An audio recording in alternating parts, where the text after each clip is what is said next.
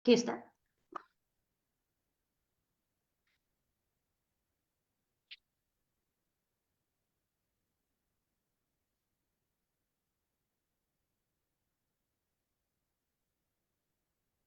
Okey, Kak dah pergi FB Live, Ustaz. Kejap Kak share ke ATM, eh. Boleh. Buka share KTM. Lepas tu, Okey. Alhamdulillah.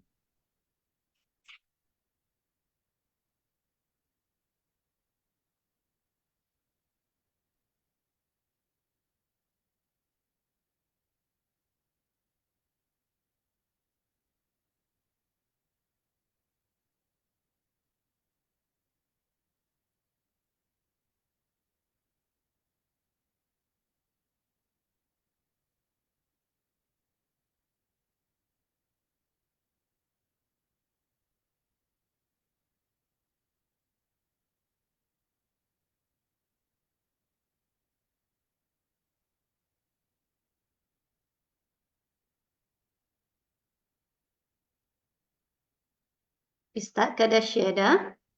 Okay. Ini kita masuk bahagian 3, Ustaz. Ayat 34 sampai ayat 39. Bab balasan kepada orang yang berdusta, yang mendustakan. Okey. Okey, Ustaz. Okey, saya kongsikan baik. Kak, dan jadikan saya itu Okey.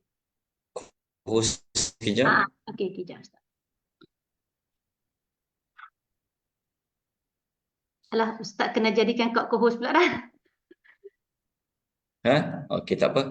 Ustaz jadikan Kak co-host untuk kontrol ni. Kejap ya.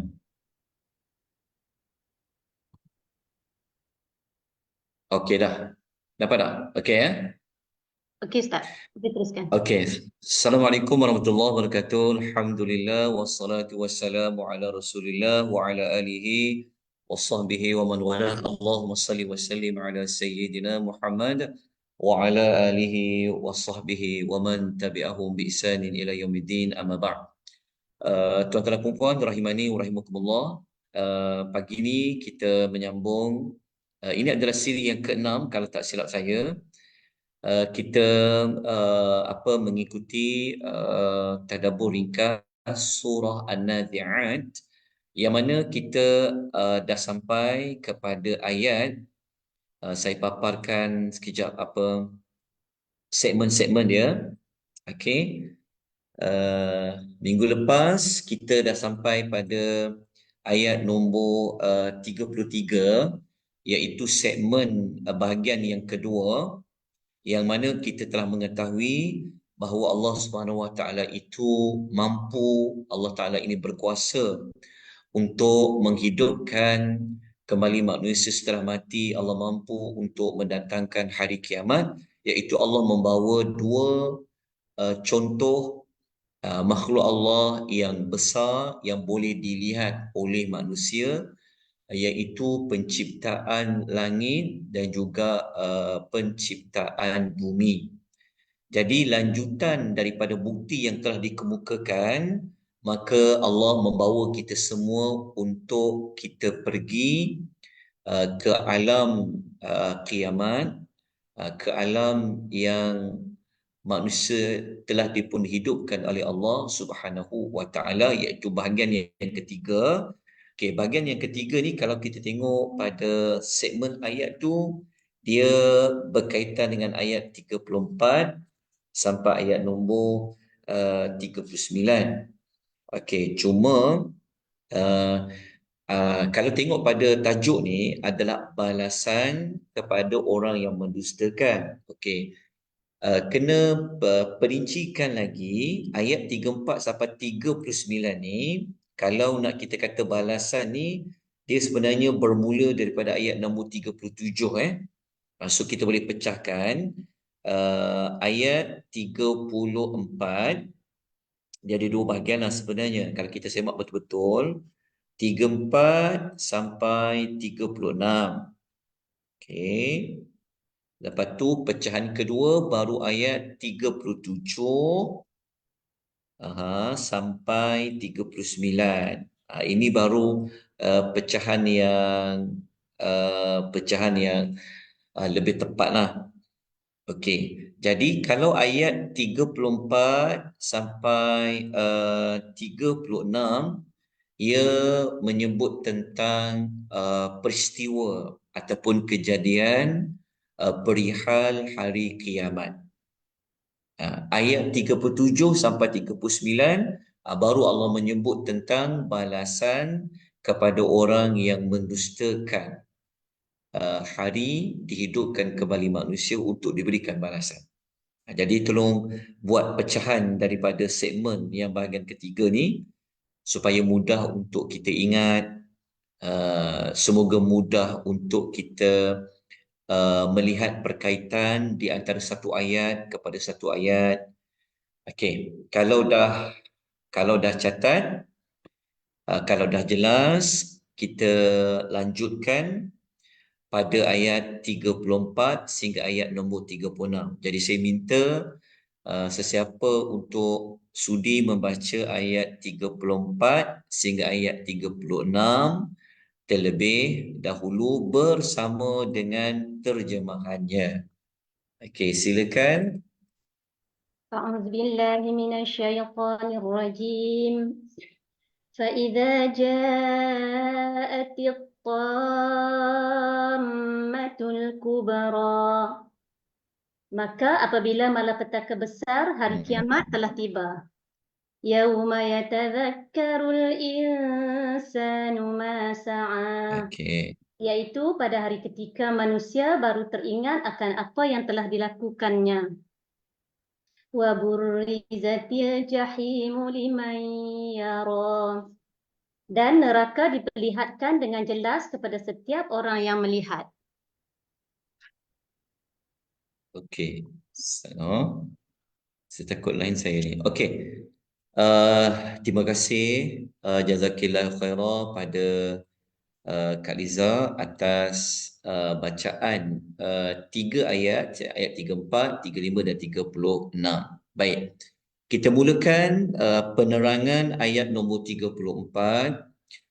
Fa'idha, maka apabila, maka apabila, idza apabila, sya'at, telah datang. Dekat terjemah ni telah datang tu dia letak dekat belakang lah.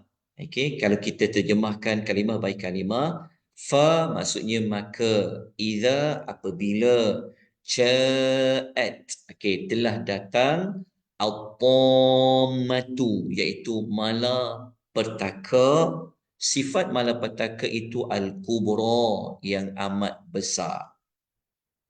Okey. Malapetaka yang amat besar ini, okey, kalau kita melihat kepada tafsiran, Tammatul Kubra ini apa? Okey, Tammatul Kubra adalah salah satu nama yang Allah gunakan untuk menyebut hari kiamat. Jadi Tammatul Kubra ni adalah salah satu nama daripada nama hari kiamat.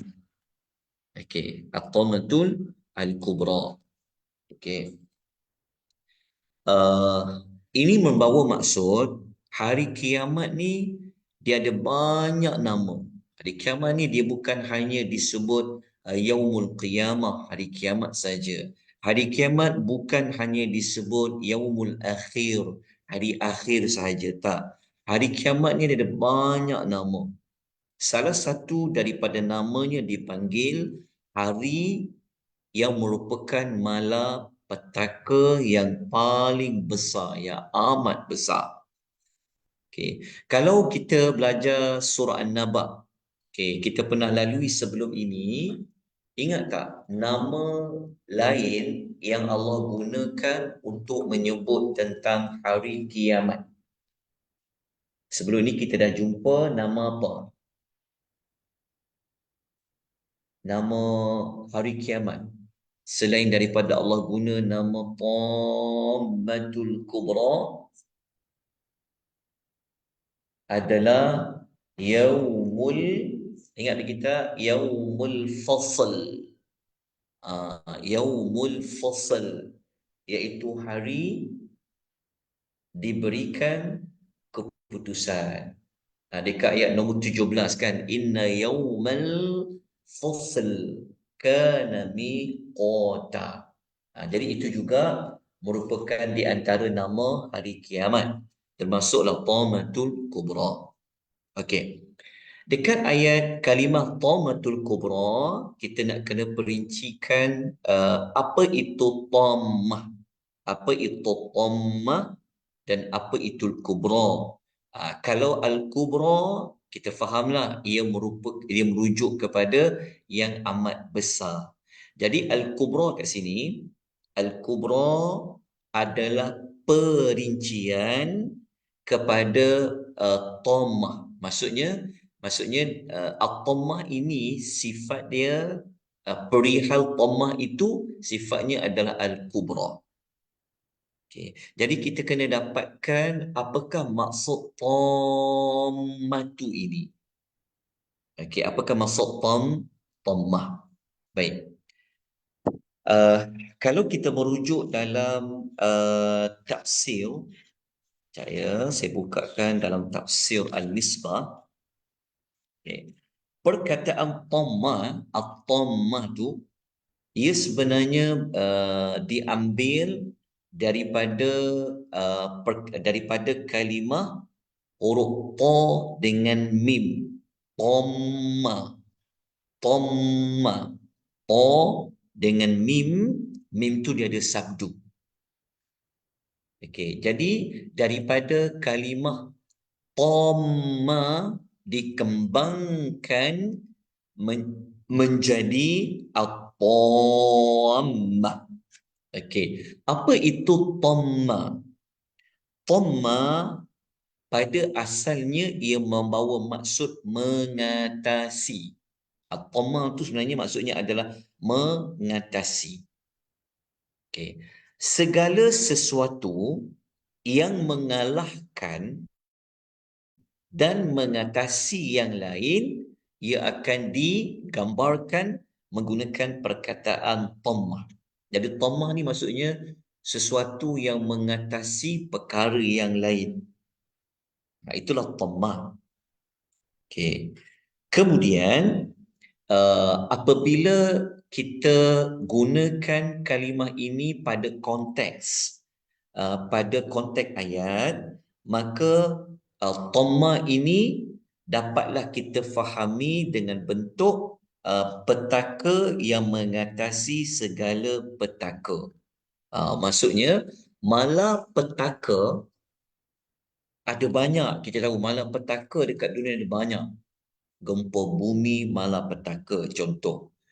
Kan? Tetapi malapetaka yang paling malapetaka adalah hari kiamat. Sebab tu perkataan at-tamma tu adalah malapetaka yang mengatasi malapetaka yang lain. Maksud dia mudahnya adalah dalam banyak-banyak malapetaka, yang paling malapetaka adalah at-tammah. Okey, dah jelas. Okey. Saya lanjutkan sedikit sekejap ya. Sekejap. At-tammah. Okey. Kalau saya merujuk dalam ulasan Ibnu Katsir, dalam tafsir Ibnu Katsir kata Tammatul Kubra ini, maksudnya kenapa kiamat ini dinamakan Tammatul Kubra? Dia kata dinamakan sedemikian kerana ia memenuhi segala yang menakutkan lagi menyeramkan. Maksudnya Tammatul Kubra ni maksudnya dalam perkara yang seram, dalam perkara yang menakutkan, itulah perkataan tammah. Jadi dalam bahasa mudah kita adalah malapetaka yang paling malapetaka lah. Maksudnya tidak ada yang lebih dahsyat, tidak ada yang lebih mengerikan daripada malapetaka, melainkan ia adalah hari dibangkitkan manusia setelah mati. Itulah Thammah. Okey. Perkataan Thammah ni pun sudah membawa maksud yang mengerikan, kan, yang menakutkan. Tetapi Allah letak juga perkataan Al-Kubra dekat situ. Al-Kubra dekat situ maksudnya yang besar. Jadi perkataan Thammah tu sudah menunjukkan kepada yang paling malapetaka, ditambah lagi dengan perkataan Kubra, menjadikan bahawa puncak segala malapetaka, tiada lagi malapetaka yang lebih kemuncak, melainkan ia adalah hari kiamat. Okay, itulah At-Tammatul Al-Kubra. Jelas tuan-tuan dan puan? Boleh dengar tak suara saya? Line saya ada sangkut-sangkut ke Okey Ustaz, jelas Ya, semua, tak sangkut apa? suaranya? Ya. jelas. Okey. Okey, At-Tammatul Kubra. Okey, At-Tammatul Kubra ni kita hanya menemukan hanya sekali sahaja di dalam Al-Quran. Dalam surah An-Nazi'at ayat 34. Tak ada pada tempat lain penyebutan Thammatul Al-Kubra. Okey. Agak-agak kenapa Allah nak letakkan Thammatul Kubra ni hari kiamat, nama dia Thammatul Kubra di dalam surah An-Nazi'at? Apakah munasabahnya ataupun apakah dekat manakah dia punya hikmah dia? Kenapa nak letakkan Thammatul Kubra ini dalam surah An-Nazi'at? Dia mesti ada sebab. Dia mesti ada relevannya.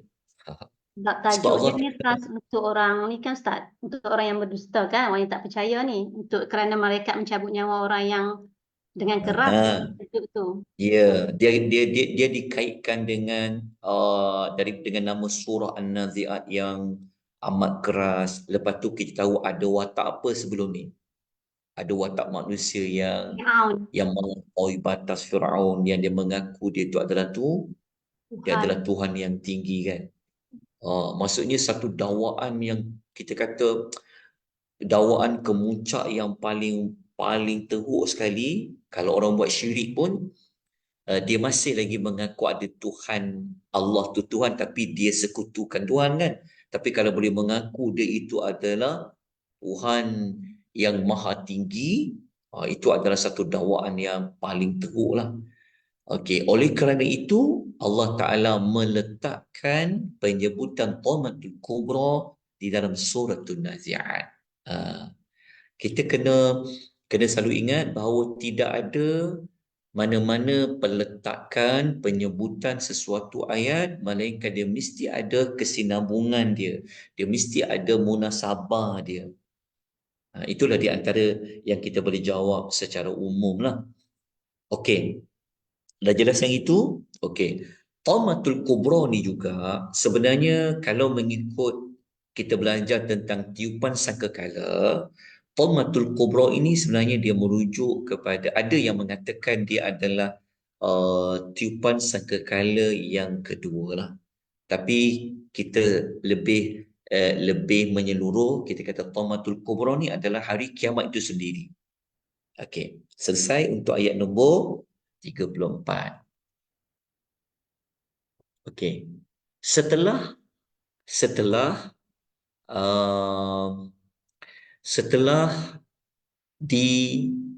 diwujudkan, telah terjadinya Thammatul Kubra, maka Allah menerangkan dengan lebih lanjut kengerian Thammatul Kubra itu. Allah mengatakan yauma, iaitu pada hari, yatadzakkaru al-insan, teringatlah, selalu teringatlah, maknanya benar-benar teringatlah al-insan, iaitu manusia. Menunjukkan bahawasanya masa kita kat dunia ni kita tak ingat sangat apa kita dah buat 10 tahun lalu. Betul tak? Kan? Maksudnya hari yang paling mengingatkan kita semua Tentang apa? Ma sa'a, akan apa-apa yang telah dia sa'a, yang dia telah lakukan, yang telah dia usahakan. Sa'a di situ merujuk kepada apa yang kita buat itu baik ataupun apa yang kita buat itu buruk. Dua-dua dia termasuk di bawah pengertian masa. Okey. Masa kita hidup, kita tak ingat sangat. Kita bahkan kita ni cepat lupa kan. Ya, minggu lepas belajar pun kita dah lupa dah. Kan? 2-3 minggu kita belajar pun dah lupa. Apatah lagi amal-amal yang pernah kita buat 15 tahun yang dulu. Kan? 20 tahun yang lepas. Kita dah tak ingat dah. Kan aku pernah buat apa ya? Apa kejahatan yang pernah kita buat ya? Kita tak tahu. Banyak yang kita dah tak ingat. Tetapi apabila berlakunya Thammatul Kubra, kita akan mengingati setiap satu yang pernah kita lakukan. Sama ada ia baik ataupun ianya buruk. Okey. Baik ataupun ianya buruk. Okey. Persoalannya ialah macam mana kita boleh teringat semua amal yang pernah kita buat di hari kiamat? Okay.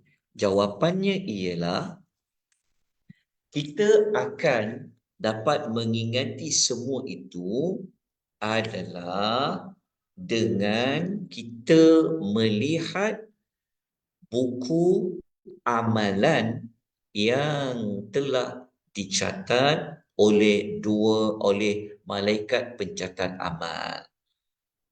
Kita teringat tu sebenarnya bukan kita ingat melalui ingatan semata-mata, tetapi setelah kita melihat buku catatan amal. Macam mana kita boleh teringat dengan buku catatan amal? Iaitu kita sendiri yang akan membaca kembali apa yang telah tertulis. Okay. Rujukan ayat lain untuk memperincikan macam mana kita boleh melihat buku amal kita dan kita membacanya. Okey, kita kena rujuk dalam surah Al-Isra. Okey, tulis surah Al-Isra, surah nombor 17, ayat 13 sehingga ayat nombor 14. Ya, surah Al-Isra, surah nombor 17, ayat 13 dan ayat nombor 14. Okey, sambil-sambil saya sebut, terus tuan-tuan buka. Kalau tuan-tuan ada apps boleh tengok ayat Quran, silakan. Kalau tuan-tuan ada mushaf untuk merujuk, silakan. Terus buka. Buka surat berapa tu? Muka surat 283, Ustaz. 283. 3. Okey. Okey, 283. Okey. Kalau kita baca ayat nombor 13 surah Al-Isra, Allah Subhanahu Wa Taala berfirman, وَنُخْرِجُ لَهُ يَوْمَ الْقِيَامَةِ كِتَابًا يَلْقَاهُ مَنْشُورًا. Dan kami keluarkan baginya pada hari kiamat itu ada sebuah kitab yang dijumpainya dalam keadaan dia sudah terbuka. Jadi di hari akhirat, kiamat, Allah dah buka siap-siap dah satu kitab. Kitab di situ adalah buku catatan amal. So kalau buku tu sudah tersedia dibuka, Allah memerintahkan ayat nombor 14, Iqra. Allah kata bacalah kitabaka, kitabmu, iaitu kitab catatan amalmu. Kafa binafsika, cukuplah dirimu itu sendiri al-yawma, pada waktu itu alaika hasiba, sebagai penghisap terhadap. Bukan malaikat, bukan malaikat pencatat amal yang akan bacakan. Malaikat pencatat amal dia hanya menulis saja. Tapi sebenarnya yang menulis tu sebenarnya kita lah. Yang sebenarnya kitab tu kita yang tulis. Tulis macam mana tau? Maksud dia adalah, bukankah malaikat tu catat kita yang buat kan? Betul tak? Maksudnya kita ni sendiri yang menjadi, sebenarnya ialah macam soalannya malaikat ni dia tulis je apa kita buat. Kalau macam kita tulis buku kan, ada orang dia tulis buku zaman sekarang ni, nak tulis buku payah, nak terbit buku ni kesibukan. Jadi ada setengah orang dia lantik, dia panggil penulis hantu. Dia panggil ghost apa, penulis hantu ni maksudnya dia lantik orang lain untuk tuliskan balik kembali apa yang dia telah ceramah ke kan. Untuk penulis tu tulis sebiji-sebiji memang dia tak dan lah. Okey, contohnya para malaikat rakib atid sebenarnya seolah-olah seperti kita yang menyuruh malaikat tu tulis, betul tak? Kalau kita buat dosa, malaikat tulis dosa lah. Kita buat pahala, malaikat akan tulis pahala. Malaikat takkan tulis apa yang kita tak buat. Jadi sebenarnya kitalah penulis kitab itu. Jadi kalau orang tanya pada kita, pernah tak terbit buku? Pernah tak tulis buku? Jawapannya, kita sedang menulis lah. Sekarang ni orang tanya buku tajuk apa? Buku catatan amal. Okey. Bila nak tamat tulis tu? Sampai usia kita lah. Okey. Ayat itu, ayat nombor 14 tu kita belajar surah Isra menunjukkan kita yang akan baca. Apabila kita baca sendiri, kita tahu berapa kiraannya. Kita tahu dah apa dosa kita banyak mana, pahala kita ni apa kebaikan kita, apa keburukan kita. Kalau orang tanya, baca tu bahasa apa tulisan buku tu? Wallahu ta'ala alam. Kalau ia buta huruf pun, dia boleh membaca buku catatan amal. Okey, itulah jawapan macam mana manusia itu dia boleh yatadzakkarul insanu ma sa'a. Okey. Dah jelas kan? Dah boleh, dah dapat dah. Kalau dah jelas, tentu tuan-tuan dah boleh keluarkan pengajaran dia. Walaupun saya tak sebut, tapi saya yakin tu tak boleh keluarkan pengajaran dia apa. Kalau macam ayat 34, apa yang kita dapat belajar, apa ibrah dia. Kita dapat belajar contoh ini saya sebut contoh. Setelah kita faham tentang ayat 34, maka pengajaran yang dapat kita belajar adalah sesungguhnya tiada malapetaka yang paling besar, yang paling kemuncak, melainkan ia adalah hari kiamat.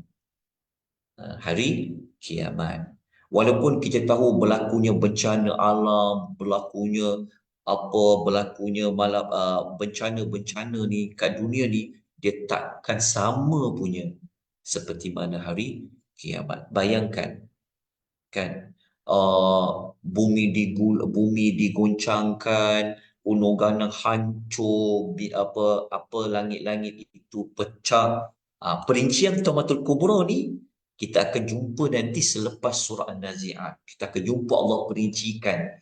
Nak tahu tak Taumatul Kubra tu macam mana? Itu kita akan belajar nanti. Digulung matahari, langit terbelah, bintang-bintang jatuh, laut dipanaskan. Itulah Taumatul Kubra. So macam mana kita nak menghadapi alam itu? Kalau kita tahu di Malaysia ni berlaku bencana banjir besar, so orang bersiap sedia, betul tak? Orang dah tahu nak kemas barang macam mana, orang dah bersiap sedia.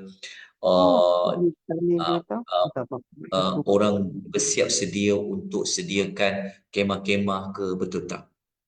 Kalau macam nak berlaku letusan gunung berapi, kan, orang dah bersedia nak larikan diri macam mana. Tapi hari kiamat, macam mana kita nak bersedia? Jadi itu adalah pelajaran dekat ayat 34. Di ayat 35, apa yang kita dapat belajar? Apakah ibrah dia, teladan, faedah kita dapat belajar pada ayat nombor 35? Jadi kita dapat belajar, setelah kita faham, maksudnya apa yang telah kita lakukan di dunia ini, kita akan dapat mengingati kesemuanya. Kan, berapa banyak dosa yang kita buat, berapa banyak pahala yang kita buat, apa amal kebaikan kita buat, apa amal yang buruk yang kita buat setelah kita berada di hari kiamat melalui pembacaan pada buku catatan amal. Okey. Kemudian kita baca ayat 36. Ayat 36, setelah semua manusia ini dia beriman ke, dia tak beriman ke, dia tahu, dia telah ingat apa yang telah dilakukan, maka Allah menyebutkan waburrizati, dan telah diperlihatkan dengan jelas. Waburrizat ni maksudnya diperlihatkan dengan jelas. Maksud dia semua akan nampak dengan jelas. Okey, nampak apa? Al-Jahim, iaitu neraka. Al-Jahim adalah salah satu daripada nama-nama neraka. Neraka ni ada banyak nama. Salah satunya adalah Al-Jahim. Okey. Diperlihatkan dengan jelas, dinampakkan dengan jelas Al-Jahim, neraka itu kepada siapa? Liman yara, kepada setiap orang yang melihatnya. Okey, setiap orang yang melihatnya. Maknanya apabila Allah paparkan, tunjukkan neraka itu, maka siapa yang tengok, dia akan nampak dengan jelas. Okey. Sebelum kita lanjutkan, kita nak lihat dahulu kalimah waburrizat. Okey. Waburrizat ni kalau kita nak dapatkan root wordnya, ia diambil daripada perkataan baroza. Baroza. Baroza. Baroza membawa maksud nampak dengan amat jelas. Nampak dengan amat jelas lah. Lepas tu diterjemahkan, diperlihatkan dengan jelas. Okey. Setiap orang yang melihat ni, setiap orang ni siapa? Setiap orang di sini adalah merujuk kepada semua yang beriman dan juga yang tidak beriman.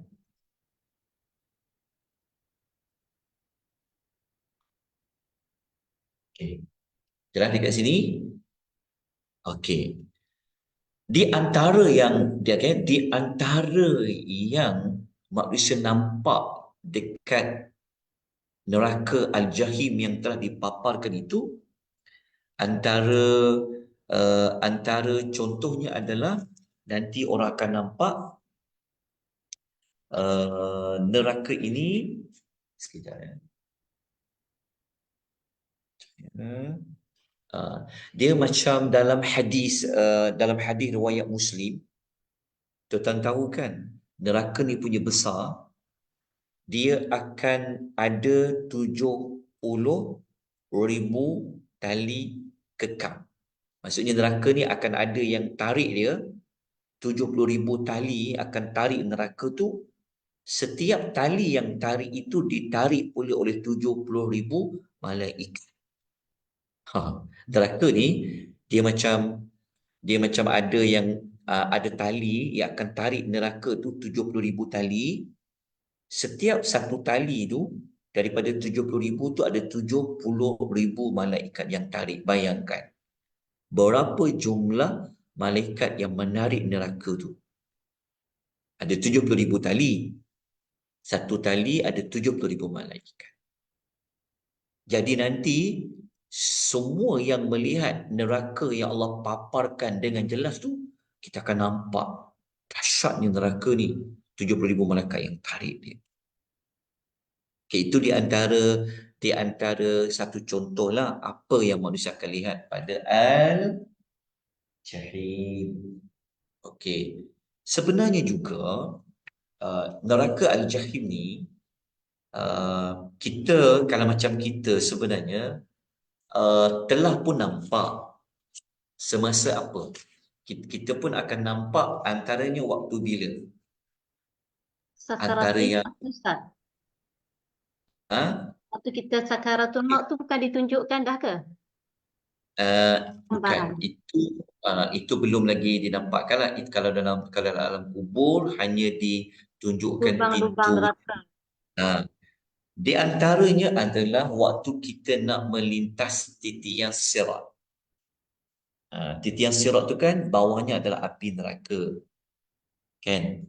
Kita boleh rujuk dekat dalam surah Maryam, dia ayat nombor 71 surah 19, yang Allah menyebut bahawa uh, tidak ada mana-mana melainkan dia akan lalu di atasnya adalah api neraka lah. Okey. Kita teruskan dengan ayat nombor 37. Okey, ada soalan tak setakat ni? Ayat 34, 35, 36 berkenaan dengan perihal hari kiamat yang sifatnya digambarkan seperti Tamatul Kubra. Okey, maksudnya ayat 34, 35, 36 ni dia merujuk kepada semua. Dia yang percaya kepada yang beriman, percaya kepada kiamat ke, tak percaya kepada kiamat ke, dia termasuk dalam perbahasan ayat-ayat ini. Okey, sekarang ni ada soalan. Ustaz, yang tadi tu yang Ustaz kata kita diperlihatkan neraka tu surah Maryam ayat 71 ke ayat berapa? Ayat nombor 71 ya. Wa in Ayat tu. minkum illa waliduha. Betul ke? Betul betul. Betul betul. Kalau untuk iman Dan tu, tiada seorang pun di antara kamu melainkan akan sampai kepadanya, yang demikian adalah satu perkara yang mesti berlaku yang ditetapkan oleh Tuhanmu. Oh, maknanya ya. ini dia tengok neraka ya Ustaz? Yang tu kita lalu atas titian sirat. Oh, okey Ustaz. Titi tu di bawahnya adalah api neraka. Okey. Ada apa persoalan, penambahan maklumat sebelum kita teruskan? Ustaz, Ya, salah ayat silakan. ayat surah Al-Isra yang apa tu? Kenapa Allah guna perkataan ta'irahu fi unuki? Ta'irah Aha. sebenarnya burung kan? Kat mana tu? Ayat lain Ayat surah Al-Isra ayat 13 tadi tu. 13 tadi. Oh, yang saya sebut tadi tu. Yang Ustaz sebut tadi tu. Adakah ayat tu? Di Master Ustaz, pada ayat 36 tu ada rujukan ayat surah Al-Isra ayat 13 hingga 14 tu Ustaz. Okey, ayat dia apa? Kita akan membaca sendiri. Oh, saya potong ayat dia. Ayat penuh dia apa? Ayat penuh dia Ayat 13 ke? ya betul Ustaz. Ini ayat 13. Dan tiap-tiap seorang manusia kami kalungkan bahagian nasibnya di lehernya. Wa kulla insanin alzamnahu ta'irahu fi unuki. Ta'irahu fi unuki. Jadi soalannya kenapa Allah guna burung untuk merujuk kepada amalan yang dikalungkan tu? Oh, burung. Ta'irah kan? Okey. Okey. ta'irahu tu dekat wa kullu insanin alzamnahu ta'irahu fi unuqi kan. Okey. Kalau okey. Dari sudut kenapa ta'irah tu macam burung, betul, kalau kita terjemah perkataan dia macam ia seperti burung. Tapi yang tu saya wallahu taala alam, yang tu saya kena rujuk kembali perbahasan penggunaan ta'irah tu macam burung, tapi sebenarnya dekat situ adalah merujuk kepada amal perbuatan. Okey, amal perbuatan yang pernah dikerjakan oleh kesemua anak-anak Adam lah. Ta'irah tu maksud dia adalah, kalau diterjemahkan, ia akan membawa maksud apa, membawa maksud amal-amal perbuatan lah. Tapi kenapa dekat lehernya? Lehernya itu sebenarnya merujuk kepada seperti kalung dekat leher. Okey, kalung dekat leher ni kenapa? Okey, pertama ta'irahu dekat situ adalah amal perbuatan. Ini seperti yang ditafsirkan oleh Ibn Abbas, Mujahid dan para ulama tafsir yang lain. Tetapi kenapa disebut fi unuqih, pada lehernya? Sebenarnya Allah nak menyebutkan begini.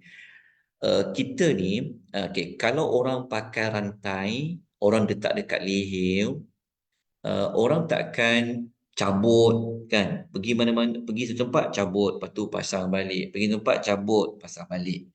Tapi biasanya kalau kalung yang dipakai di leher membawa maksud sentiasa ada lah. Jadi itu merujuk kepada ta'irahu fi unuki. Namun dari sudut kehalusan penggunaan ta'irahu tu dinisbahkan kepada amal perbuatan, itu saya wallahu taala alam, nak kena rujuk kembali persoalan itu.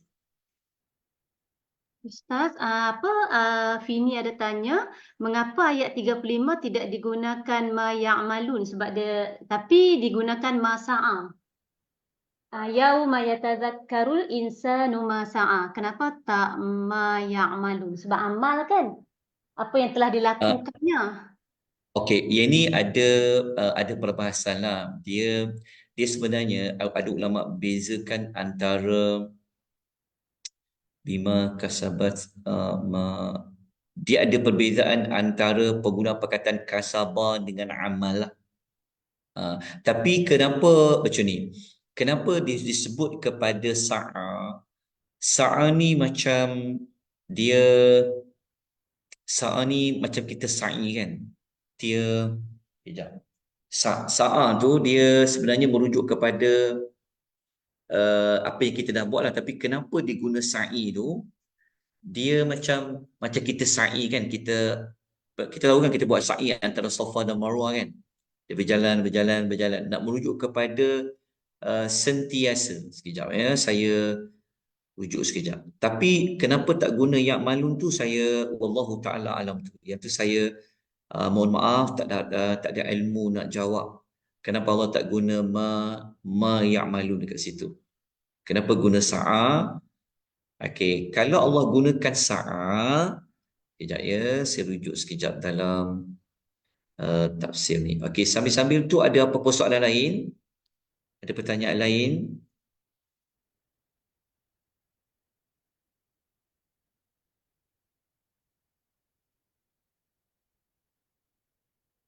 Yang lain ada tak, Kak? Tak ada dah. Tak ada, dekat FB tak ada, dekat chat pun tak ada. Okey. Okey. Okey. Dia macam ni. Kalau saya merujuk dalam ada para ulama kata, kenapa Allah gunakan sa'a? Sa'a ni sebenarnya perkara yang dilakukan dengan bersungguh-sungguh. Macam kita buat sa'i lah semasa ihram kan. Kita berlari-lari anak, itu tandanya usaha yang banyak. Sa'a, macam kita sa'i. Kita sa'i, kita tak akan buat main-main kan. So kita akan bersungguh-sungguh kita buat. Lepas tu kita berlari kan, ada masa kita kena berjalan laju. Maksudnya itu menunjuk kepada usaha yang banyak kan. Pergi Safa, Marwah, patah balik, pergi, itu menunjuk kepada usaha yang banyak. Pergi balik, pergi balik, pergi balik, pergi balik, tapi dilakukan dengan bersungguh-sungguh. Allahu Ta'ala alam. Secara ringkas, itu yang mampu saya memberikan jawapannya. Tapi nanti boleh take note lah ke situ ya Kak ya. Nanti kita cuba cari apa perbahasan, perincian di kalangan para ulama. Okay, Allahu Ta'ala alam. Okey.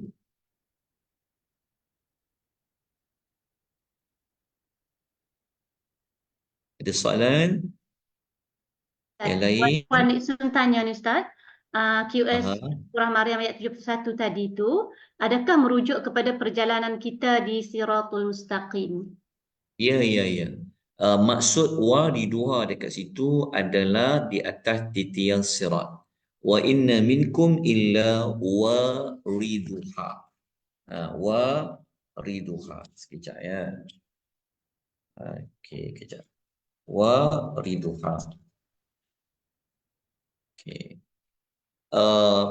Perkataan dekat kalimah wariduha di situ, okey, wariduha maksudnya akan sampai kepadanya. Kalau ikut pendapat yang memang salah satu pendapat yang kuat, memang dia merujuk kepada melalui jambatan.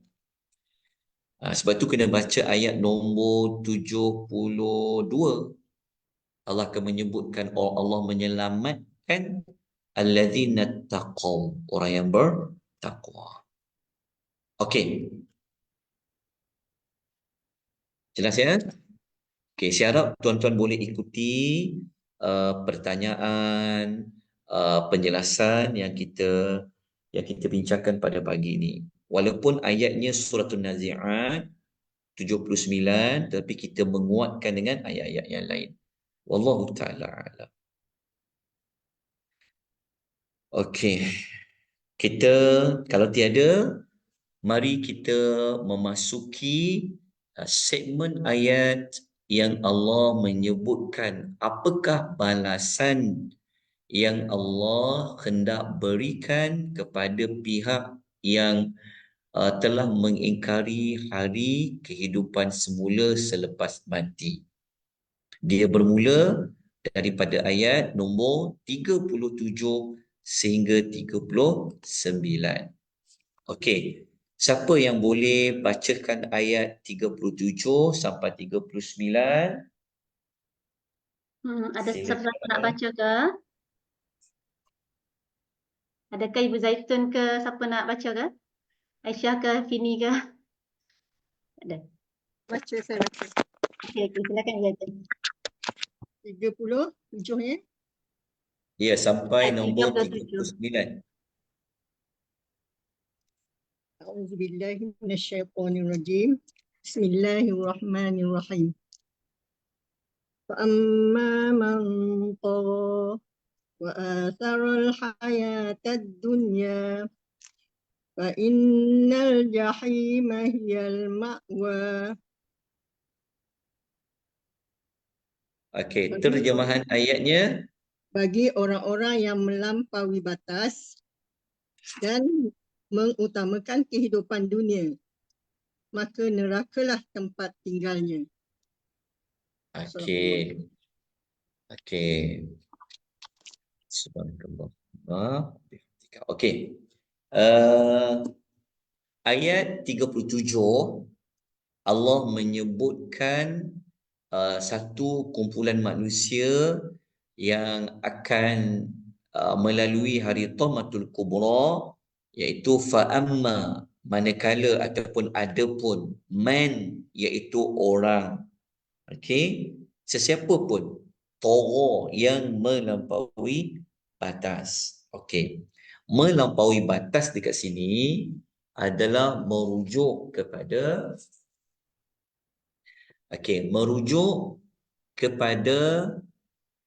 kejap ya, kalau kejap. Okey. Ayat nombor 37 ini adalah sifat pertama penghuni neraka Al-Jahim. Ya, sifat pertama penghuni neraka Al-Jahim. Ini S1. Sifat pertama. Okey, yang to. Sifat kedua penghuni neraka Al-Jahim ayat 38.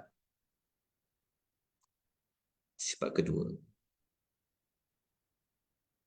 Okey. Wa asaral hayatad dunia. Dia lebih mengutamakan kehidupan dunia. Okey.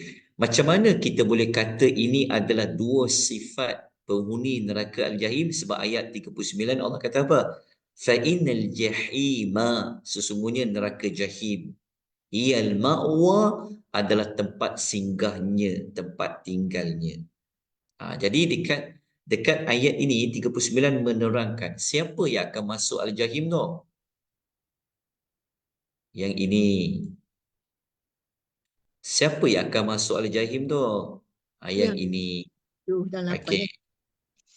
Jelas. Siapa penghuni neraka Al-Jahim? Yang pertama, siapa yang tagha, dia melampaui batas. Yang kedua, yang dia mengutamakan dunia berbanding mengutamakan hari akhirat. Okey, kedua-dua ni dia adalah bakal menjadi penghuni Al-Jahim. Okey. Sebelum kita kupas ayat itu, boleh tak jelaskan siapa manusia yang dia ini digelar dengan tagha? Fir'aun. Siapa yang pernah melampaui batas? Fir'aun. Firaun. Dekat mana kita jumpa sebelum ni Allah kata Firaun itu tagha? Ayat 17, Ustaz. Ayat 17 ya. Izhab ila fir'auna innahu tagha. Jadi man tagha dekat ayat ini, jawapan itu salah seorang darinya adalah Fir'aun. Okey. Jelas ya? Okey, apa maksud melampaui batas? Okey. Melampaui batas ni maksudnya yang telah melebihi had yang telah Allah tentukan. Okey, tuan-tuan tahu tak apa had kita? Maksudnya dia keluar daripada sempadan dia. Tuan tahu tak apa sebenarnya hak kita dengan Allah? Okey, hak kita dengan Allah sebenarnya sempadan kita, kita kena buat apa? Kita boleh rujuk dalam surah Az-Zariyat, surah nombor 51, ayat nombor 56. Ayat 51, surah Az-Zariyat, ayat 56. Kan ayat tu Allah sebut, وَمَا خَلَقَتُ الْجِنَّ وَالْإِنْثَ إِلَّا لِيَعْبُدُونَ. Allah kata, dan aku tidak menciptakan jin dan manusia melainkan mereka ini kena sentiasa menyembahku, menjadi hamba, abdi kepadaku. Betul tak? Tetapi apabila kita keluar daripada ketetapan itu, contohnya kalau ada orang dia tidak menyembah Tuhan, sedangkan sepadan dia kena sembah Tuhan. Itulah had dia, betul tak? Jadi dia tak boleh sembah selain Tuhan. Jadi apabila dia sembah selain Tuhan atau dia mengaku dia Tuhan, maka dia telah keluar daripada hadnya. Sebab itu dia dipanggil dengan golongan yang melampaui batas. Boleh faham tak maksudnya? Maksudnya orang yang melakukan pelbagai dosa lah, terutama dia tidak mengesahkan Allah Subhanahu wa taala. Okey, kalau nak tahu ciri-ciri tagha, ada pada Firaun. Apa had yang Firaun telah lampaui batas? Mengaku Antaranya sebagai Tuhan. Mengaku sebagai Tuhan. Mengaku dia sebagai Rabbul A'la. Dia dah lebih had dah. Sepatutnya had dia adalah dia hamba. kepada Tuhan. Tapi dia, kalau macam kita ni, macam kalau bahasa kita macam kita kata, hang ni aku tengok dah melampau ni kan. Faham tak? Macam tu kan. Kita kan selalu guna istilah melampau tu. Sebenarnya itu di antara contoh yang mudah faham lah untuk perkataan tawak. Jadi sepatutnya kita ni, hak kita, kita dengan Allah, kita ni hamba. Tapi apabila kita mula mengaku, aku pun Tuhan juga, tu dia dah melampau batasan dia. Sehingga mengaku dia Tuhan. Itu di antara contoh lah nak dapatkan perkataan tawak. Okey. Melampaui batas ni juga boleh merujuk kepada dia buat dosa yang pelbagai. Bukan sekadar syirik, tapi dia juga pergi buat dosa yang lain. Itu juga termasuk dalam masuk toro. Tapi toro makna yang paling paling paling awal untuk toro tu, itulah yang dikatakan manusia yang tidak mahu beribadat kepada Allah. Toro tu perbuatan ya, perbuatan toro. Kalau manusia yang toro, dia akan digelar dengan at-tughyan. Dipanggil at-tughyan. Okey, jelas tak setakat ni? Saudara perempuan. Tagut Ustaz? Tagut tu sembahan ke apa? Tagut. Betul. Kalau turut merujuk kepada sembahan yang dilakukan oleh orang yang tughyan. Orang yang, manusia yang tidak mahu beribadat kepada Allah. Manusia yang melampaui batas. Okey. Jadi perbuatan menyembah turut tu turut lah. Okey. Ya, boleh. Dia merujuk kepada yang telah melampaui batas. Okey. Jelas kat situ? Okey. Bukan sekadar dia melampaui batas, dia menyembah selain daripada Allah, dia tidak mahu beribadat kepada Allah. Mereka ni juga ada sifat yang kedua, wa atharal hayat dunia, dan lebih mengutamakan kehidupan dunia.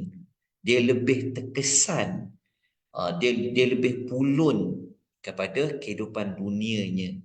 Ini membawa maksud, ayat ni secara tak langsung membawa maksud mereka tidak menumpukan. Mereka tak terkesan dengan akhirat ni. Mereka tak fokus pada akhirat. Mereka lebih utamakan dunia. Okey. Boleh faham ciri yang kedua? Sekejap ya, saya lanjutkan lagi dengan dengan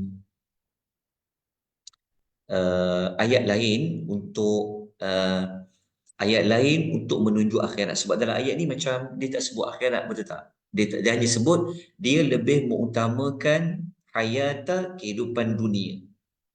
Okey, kat mana akhiratnya? Okey, surah yang mudah nak diingat. Okey, rujuk surah Al-A'la. Kita tengok dalam surah Al-A'la. Ayat nombor 16 dan 13.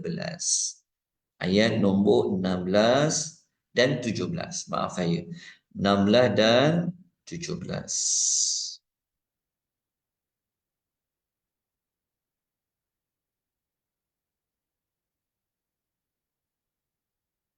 Okey. Kejap ya.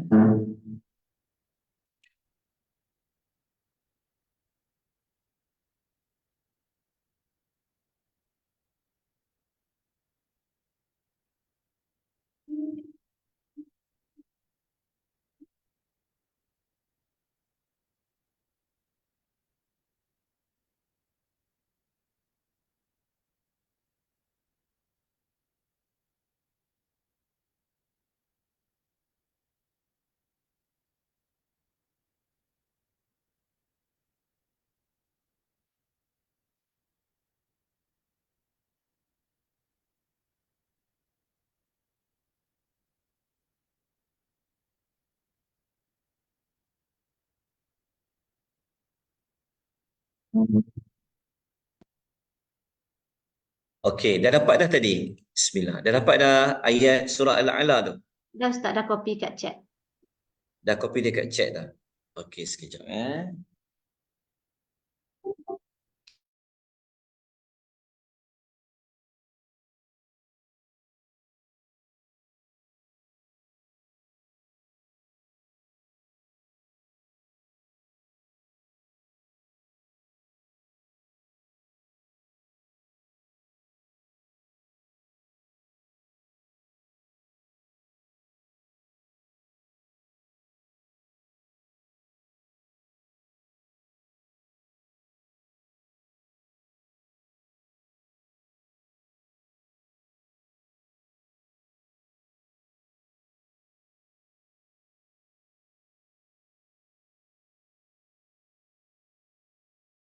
Ustaz terkeluar pula line Ustaz tak okey ni.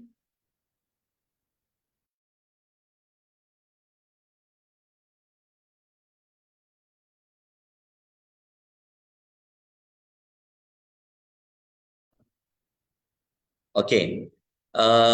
Ayat surah Al-A'la tadi tu, ayat nombor 16 kan? Allah Ta'ala sebut apa ayat dia? Bal tu'thirunal hayatad dunia. Jumpa perkataan bal tu'thirunal hayatad dunia. Lepas tu Allah Ta'ala kata wal akhiratu khairu wa abqa. Dan akhir itu lebih baik dan lebih kekal. Okey, jelas ya? Maksudnya mereka lebih utamakan dunia, kehidupan duniawi, tak fikir tentang halal haram, dosa pahala. Ya? Mereka tak fikirkan akhirat. Orang yang fikirkan akhirat, dia tumpu pada akhirat, akhirat tu lebih memberi kesan kepada hidup dia. Dia akan tunaikan segala yang Allah perintahkanlah. Dia tak akan buat perbuatan torok, dia akan mengisahkan Allah, dia akan fikirkan pahala, dia akan fikirkan tentang dosa. Jadi itulah ayat nombor 38. Mudah je nak faham. Okey. Ayat 37-38 ni sebenarnya dia saling berkait rapat. Saling berkait rapat. Semua orang yang jadi torok, dia akan jadi ayat 38. Dia akan bersifat dengan ayat 38. Begitulah sebaliknya. Manusia yang bersifat dengan ayat 38 akan membawa dia menjadi torok. Orang tak fikir akhirat ni, dia akan jadi torok. Setiap orang yang torok, dia akan tumpukan kepada dunia. Faham tak maksud dia? Okey, saya bagi contoh ayat. Contoh ayat lain yang merujuk kepada siapa yang asaral hayatad dunia ni, dia boleh bawa jadi torok. Okey, kita ambil surah Al-Alaq. Ambil surah Al-Alaq. Okay. Ayat nombor 6 dengan ayat nombor 7. Ayat nombor 6 dengan ayat nombor 7 surah Al-Alaq, Allah Ta'ala berfirman.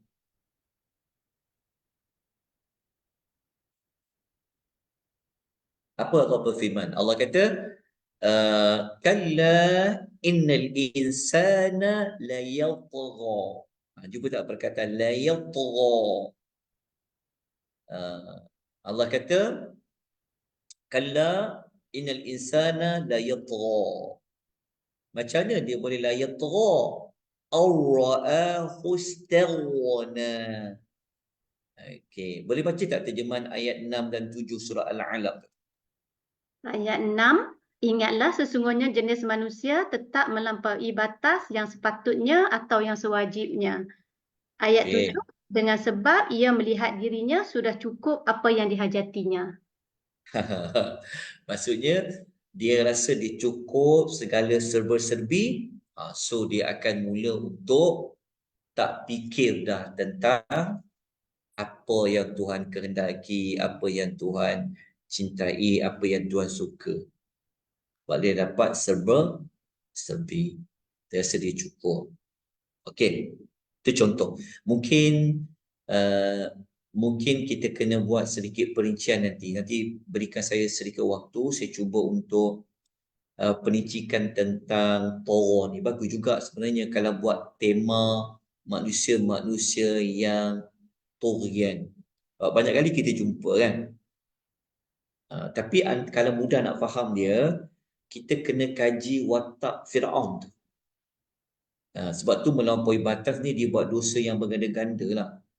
Dia bukan sekadar buat dosa menolak kerasulan, dia juga buat kesyirikan, dia juga sombong.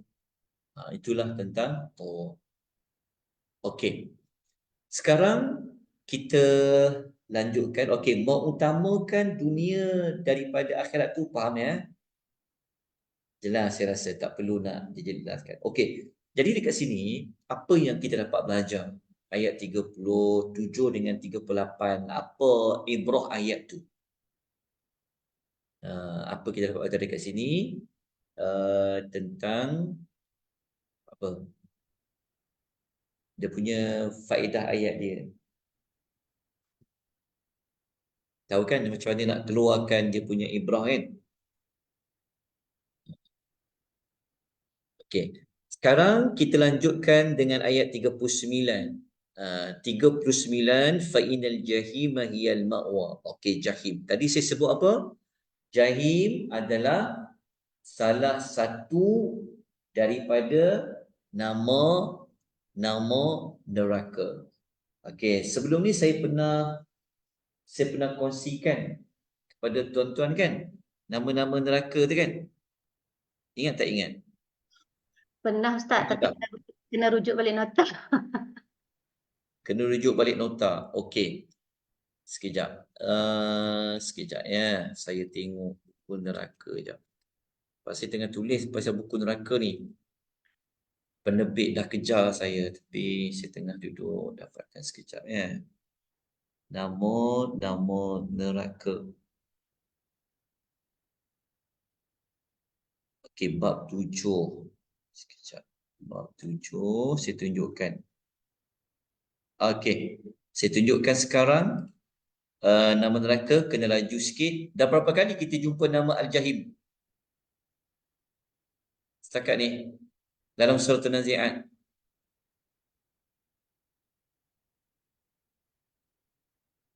Berapa kali?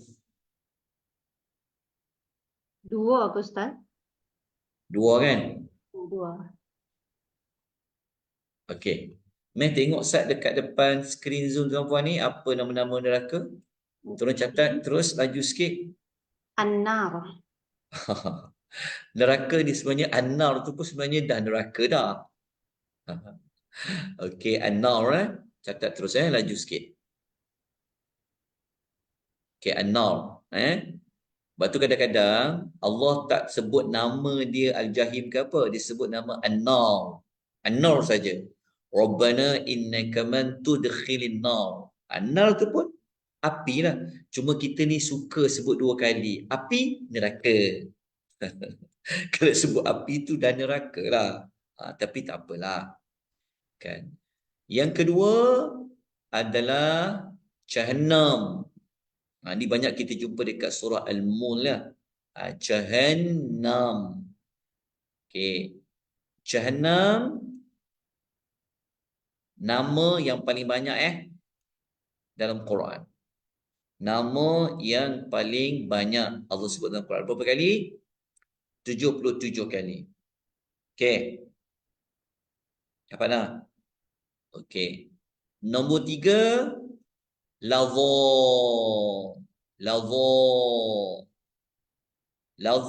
sekali je dalam Quran.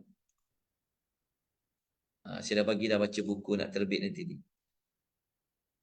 Okey, sekali saja dalam Quran. Okey. Okey.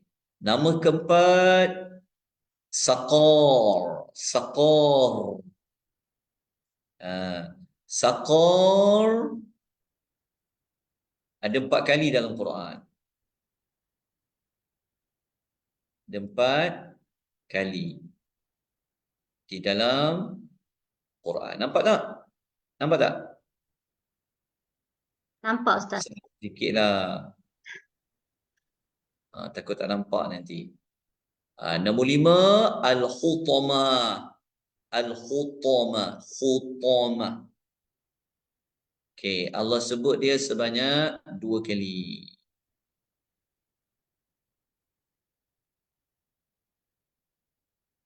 Dua kali.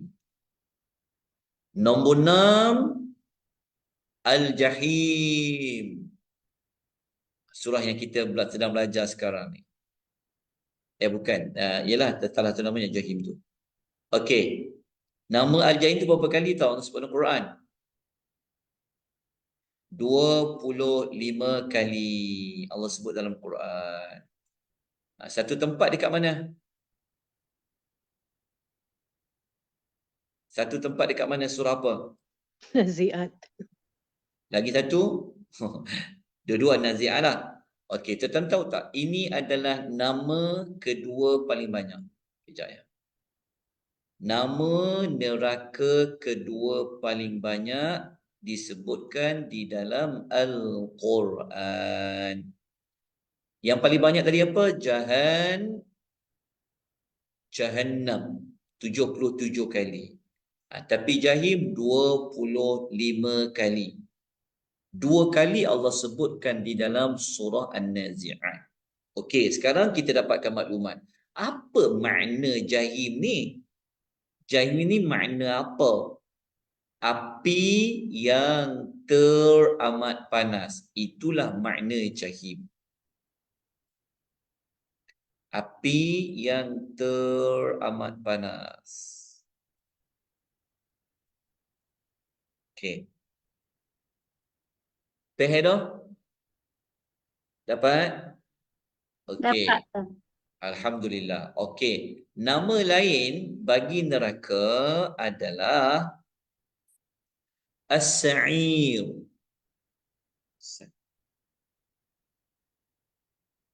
Kenapa tak jalan ni? Nama As-Sa'ir ya. Sekejap saya padam ni sekejap. As-Sa'ir. Nama ketujuh bagi neraka adalah As-Sa'ir. As-Sa'ir.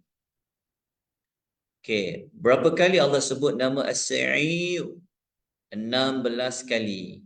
Nampak ni? Ada 16 kali. Allah tulis pula kat sini. Okey, dah dapat dah? Okey, nama ke-8 adalah Al-Hawiyah. Al-Hawiyah. Okey, Al-Hawiyah tu disebut dia sebanyak berapa kali? Sekali sahaja dalam Al-Quran. Okey. Sudah dapat? Dah habis. Okey, dah selesai ya Al-Jahim tu.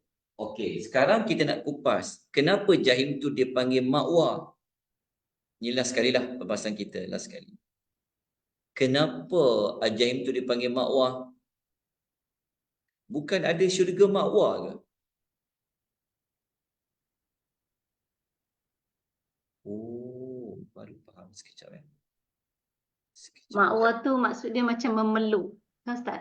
Memeluk dengan kuat, dengan erat. Macam ibu memeluk anak.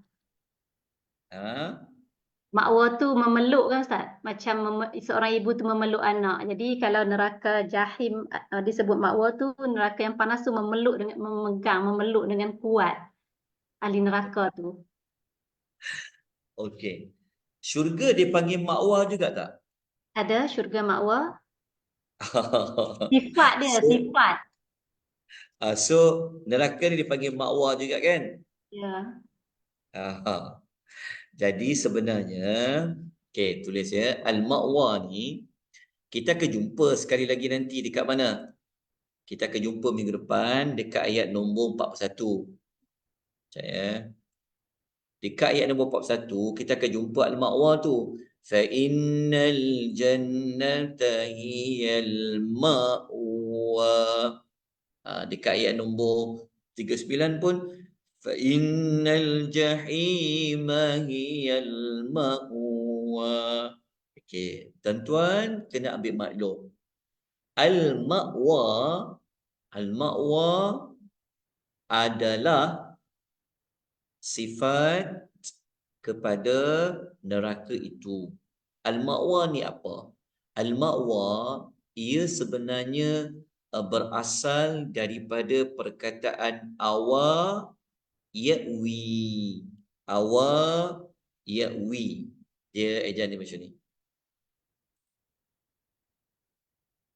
Kalau tengok dekat buku syurga tu, saya ada sebut tu tentang syurga ma'wa tu. Awa ya'wi.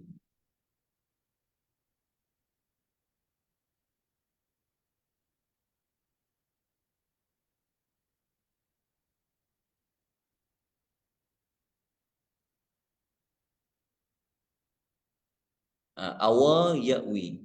Maksud dia apa? Sesuatu tempat untuk didiami pada malam atau siang hari. Sesuatu tempat untuk didiami pada malam atau siang hari.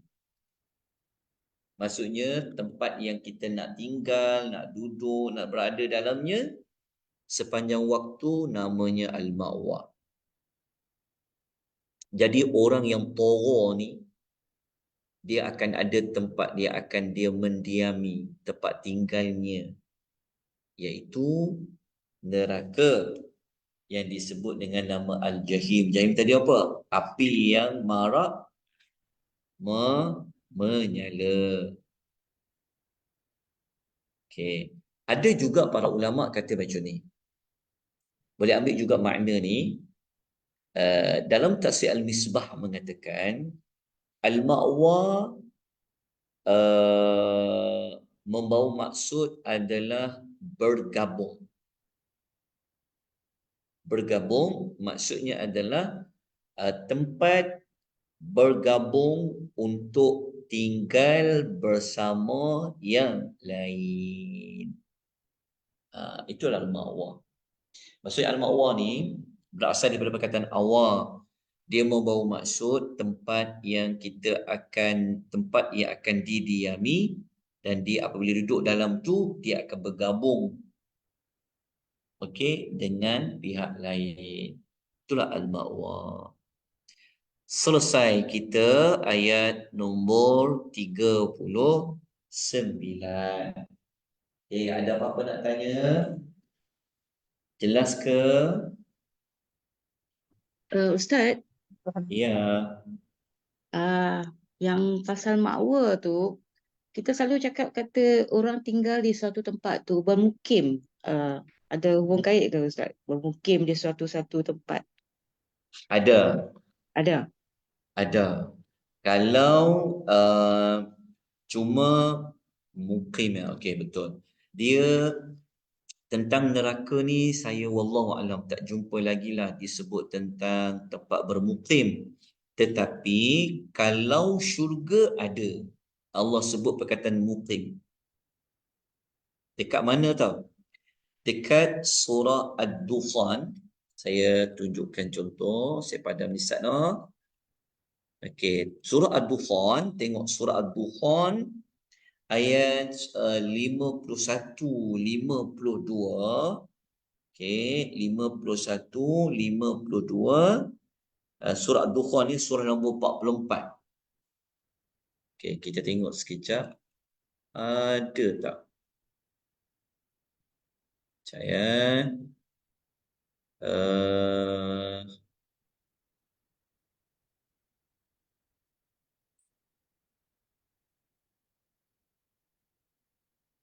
okey, saya paparkan buku. Nanti boleh dapatkanlah buku syurga. InsyaAllah kita akan belajar nanti bulan Ramadan ni. Kita akan belajar bagi khatam buku neraka ni. Ni Okey, ni buku kan? Agar lelah buah jannah. Tengok muka surat nombor 22. 22. Ini jawapan dia, Puan. Nampak tak slide saya pasang, buku saya paparkan dekat? Nampak Ustaz? Ni, kejap ya. Okey.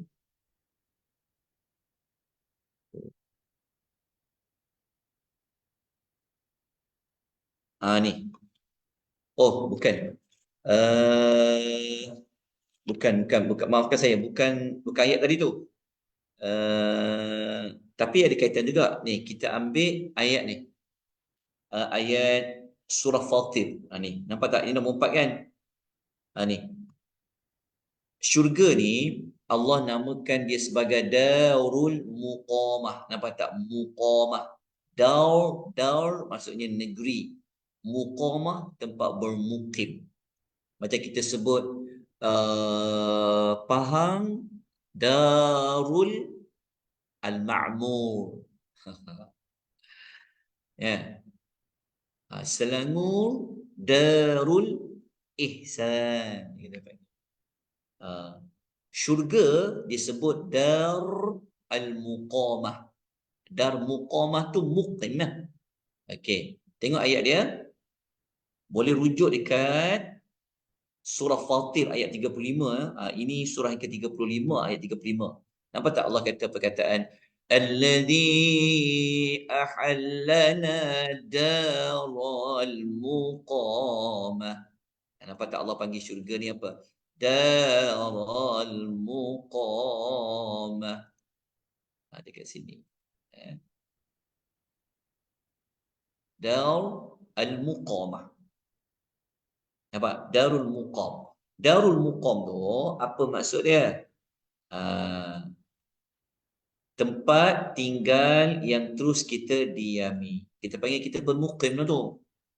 Bermukim.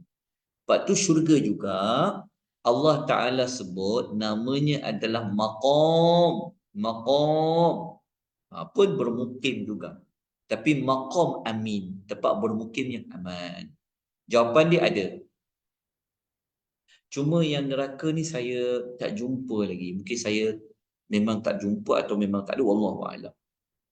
Maksudnya ketika Allah menggambarkan syurga, memang Allah kata dia sebagai tempat kita bermukim nanti. Itu ke soalan Puan? Macam tu lah kot. Setakat saya faham. Ya, sebab apa, so Ustaz sebut makwa, jadi saya teringat tentang mukim tu yang tanya tu. Terima kasih Ustaz Ya. atas penjelasan. Sama-sama. Kalau makwa tu dia salah satu daripada sifat syurga yang lain. Al-makwa. Al-makwa. Okey, ada pertanyaan lain?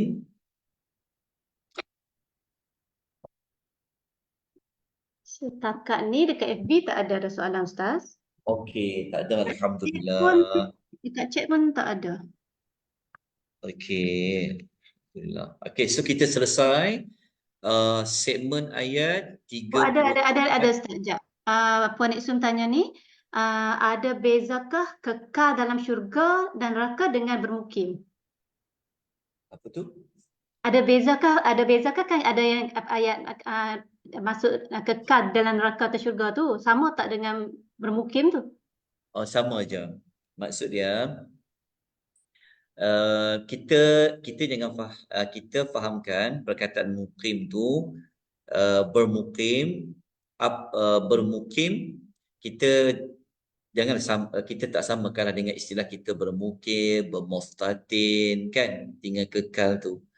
Tapi setiap orang yang masuk syurga, ia akan masuk syurga yang sifatnya adalah merupakan tempat bermukim, dan tempat bermukim itulah tempatnya kekal. Itu dipanggil Darul Khuldi.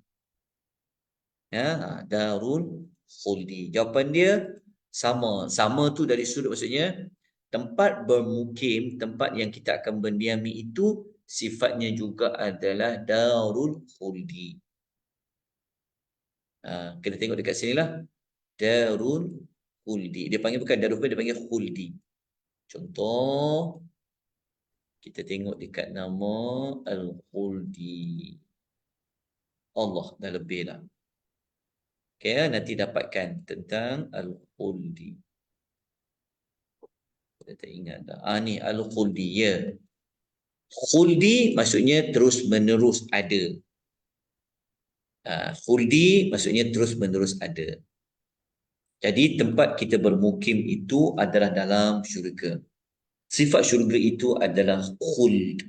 Khuldun, iaitu dia kekal. Wallahu ta'ala a'lam. Okey Ustaz, kita dah 9.33. Jadi apa yang kita dapat daripada hari ini, kelas hari ini ni, maknanya kita janganlah jadi orang yang tara, yang melampaui batas dan cintakan dunia ni, supaya kita tak termasuk dalam golongan orang yang masuk neraka jahim. Macam tu Ustaz kan sebenarnya? Betul, betul. So pengajaran dia kita betul lah tu, betul. Sebab nanti kalau apa-apa pun semua bukti tu ada, sebab kita penulis catatan amal tu kita yang buat dan kita sendiri pembacanya. Allah, selalu tak dengar Dr. Abu Anas cakap macam tu. Catatan amal tu kita lah penulis dia sendiri kat dunia ni. Kemudian di akhirat esok kita juga yang membacanya. Memang kita tak ingat macam sekarang. Macam sekarang pun lah contoh. Kalau Ustaz tanya direct, memang kadang tak ingat. Tapi bila kena rujuk balik buku catatan ni, baru ingat. Macam tu lah sebenarnya esok kat akhirat pun Ustaz kan? Ya, lepas tu kita pun sebenarnya akan menjadi, kita sendiri akan mengaku sebenarnya kita memang ada buat benda tu. Nanti kita akan baca dekat ayat yang berikutnya. Sebab Allah Ta'ala akan bertanya kepada kita, soalannya macam kita nak endorse lah buku tu, buku catatan amal tu, Allah bagi peluang kepada kita. Nak sangkal ke, macam soalan macam nak edit lagi tak? Contohnya macam tu lah. Ayat selepas ni, ada ayat nanti minggu depan kita belajar Ustaz. Ayat kita akan jumpa nanti, ya. Macam mana orang tu takut. Dan kita akan paparkan hadis. Allah bertanya, kau ngaku tak kau buat benda ni? Kau ngaku tak kau buat benda macam tu? Subhanallah. Jadi semoga ayat yang kita tadabbur ni jadi satu peringatan lah untuk kita. Jadi, ya, betul. Peringatan. Itulah objektif juzuk amal. Okey Kak? Okay, baik. Terima kasih banyak Ustaz. Jazakumullahu khairan. Wa antum fajazakumullahu khair wa antum fajazakumullahu. Akhirnya saya katakan subhanallah wa bihamdihi asyhadu an la ilaha illallah astaghfiruka والعصر إن الإنسان لفي خسر الذين آمنوا وعملوا الصالحات وصلى الله على نبينا محمد وعلى آله وصحبه أجمعين والحمد لله رب العالمين. السلام عليكم ورحمة الله وبركاته. Waalaikumsalam warahmatullahi wabarakatuh. Terima kasih Liza.